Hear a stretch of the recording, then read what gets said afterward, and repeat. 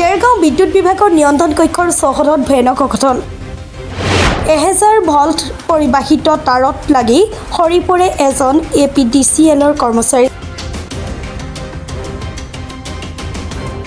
শুক্ৰবাৰে দেৰগাঁৱত 11 kV বৈদ্যুতিক তাঁৰত লাগি গুৰুতৰভাৱে আঘাতপ্ৰাপ্ত হোৱাৰ লগতে অচেতন হৈ পৰে এজন বিদ্যুৎ বিভাগৰ কৰ্মচাৰী।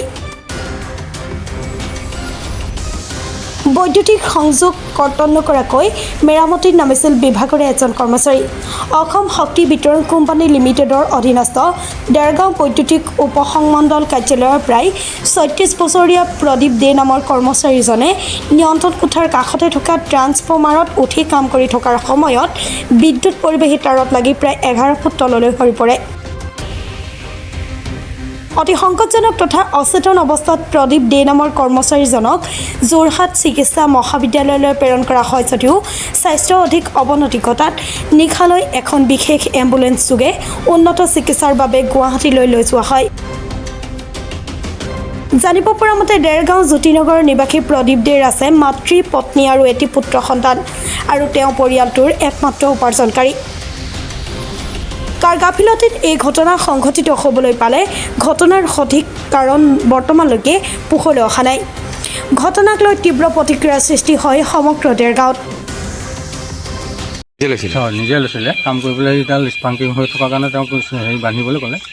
কিন্তু তেওঁ আমি এনেই তাত উঠিলে আমি হেৰিটো কাটি ল'ব লাগে ইনকমাৰটো, সেইটো কাটিবলৈ যাওঁতে তেওঁ উঠিয়ে দিলে, তাৰমানে নুশুনিলে। তেওঁক কৈছোঁ আৰু কোৱা হৈছিলে যে হেৰি ৰ'বচোন ৰ'ব, তেওঁ সেইটো নুশুনিলে নেকি, উঠি গ'ল। কণ্ডাক্টৰ এডাল লৈ গৈছিলে হাততে, কণ্ডাক্টৰ এডাল এই টাঙত লাগি গ'ল। সেইটো লাগি পেলাই তেওঁ পৰি গ'ল নি তলত? পৰি যোৱা নাই, মই আছিলোঁ তলত, মই ধৰিছোঁ। আপুনি ধৰিলে? তাৰমানে তলত পৰি দুখ পোৱা নাই? পৰি যোৱা নাই। সেই মুহূৰ্তত তেখেতৰ চেঞ্চ আছিল নে? নাই, চেঞ্চ আছিলে, উশাহটো লৈ আছেতো। লৈ আছিলে। চকুৰে এনেকৈ টিপটাপ মাৰিছে। কি আছিলে তেওঁৰ নামটো? প্ৰদীপ দে। প্ৰদীপ দে।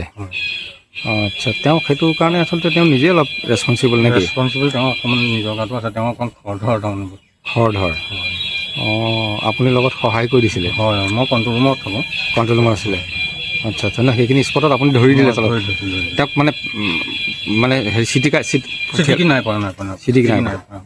তাৰপৰা ধৰি এনেকৈ হিলাই আহিছে, মই অলপ তলত ধৰিছোঁ। লাইনটো শ্বাটডাউনে আছিলে? শ্বাটডাউন আছিলে, তেওঁৰ নামতে আছে, আপুনি বুক চাব পাৰিব। তাত তেওঁৰ নামত শ্বাটডাউনে আছে।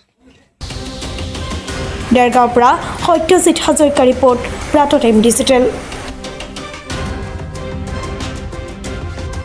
শদিয়াৰ পৰা ধুবুৰীলৈ, বৰাকৰ পৰা ব্ৰহ্মপুত্ৰলৈ সকলোৰে মাজত চিনাকি এটা নাম প্ৰাতঃ টাইম। থলুৱা ভাষা, কৃষ্টি আৰু সত্য বাতৰিৰ আধাৰত প্ৰতিষ্ঠিত খবৰ প্ৰাতঃ টাইমৰ প্ৰতিটো বা বাতৰি পুংখানুপুংখভাৱে চাবলৈ Facebook, YouTube, website, Twitter, Instagram আৰু ব্লগাৰ পেজত লাইক